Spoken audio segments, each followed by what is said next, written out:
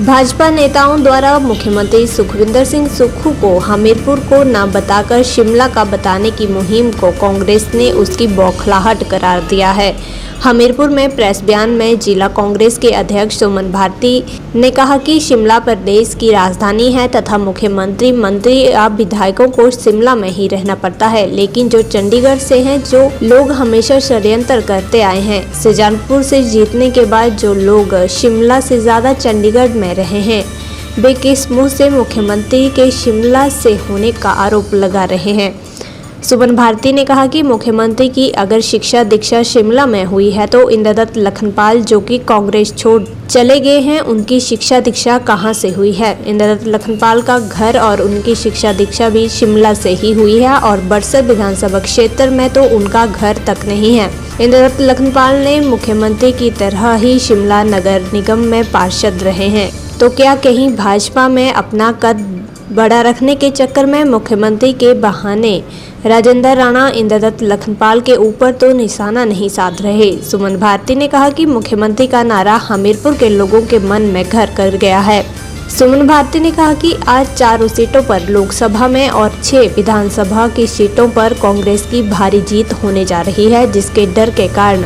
पूर्व मुख्यमंत्री जयराम ठाकुर को अब ओपीएस की याद आने लगी है, जबकि अपने कार्यकाल में उन्होंने ओपीएस का जमकर विरोध किया था। आज भाजपा जो है माननीय मुख्यमंत्री सुखविंदर सिंह सुक्खू की लोकप्रियता को देखते हुए आज बुखलाहट में है, क्योंकि बार बार जो जयराम जी और राजेंद्र राणा जी जो अभी भाजपा में शामिल हुए हैं, जो निकाले हुए विधायक थे, वो बार बार ये कहते हैं कि जो माननीय मुख्यमंत्री सुखविंदर सिंह सुक्खू जी हैं वो शिमला के हैं और शिमला के रहने वाले हैं। तो मैं आपके माध्यम से ये बता देना चाहता हूँ कि माननीय मुख्यमंत्री जी नदौन के हैं, नदौन में उनका घर है, नदौन में उनकी ज़मीन है। और इसके साथ साथ मैं आपको ये भी बताना चाहता हूँ कि ऐसा तो नहीं है कि जो राजेंद्र राणा जी इस बहाने जो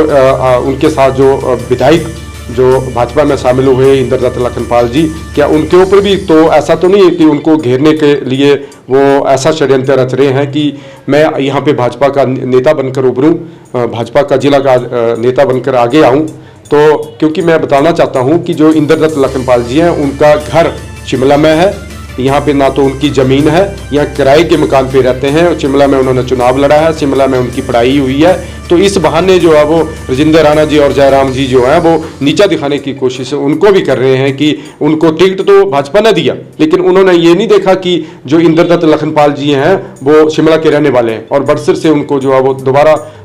भाजपा ने यहाँ से टिकट दिया। तो मैं आपके माध्यम से ये कहना चाहता हूँ कि आज जो हमीरपुर की क्या पूरे प्रदेश की जनता जो है वो माननीय मुख्यमंत्री जी के साथ खड़ी है और आगे भी खड़ी है। और उसकी लोकप्रियता को देखते हुए आज भाजपा में जो है वो जयराम ठाकुर जी ने एक कल भी अपना बयान दिया कि आने वाले समय में जो हम जो कर्मचारियों की ओपीएस जो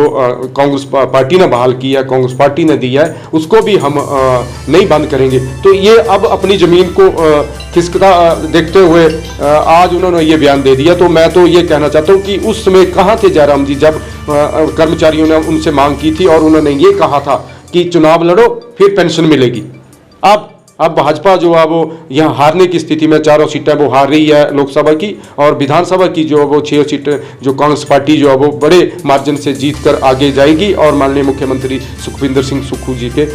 हाथों को मजबूत करेगी। और सभी जो कांग्रेस जन जो है वो जुट गए हैं और पार्टी को जो मजबूत करके जो वो आगे लेके जाएंगे।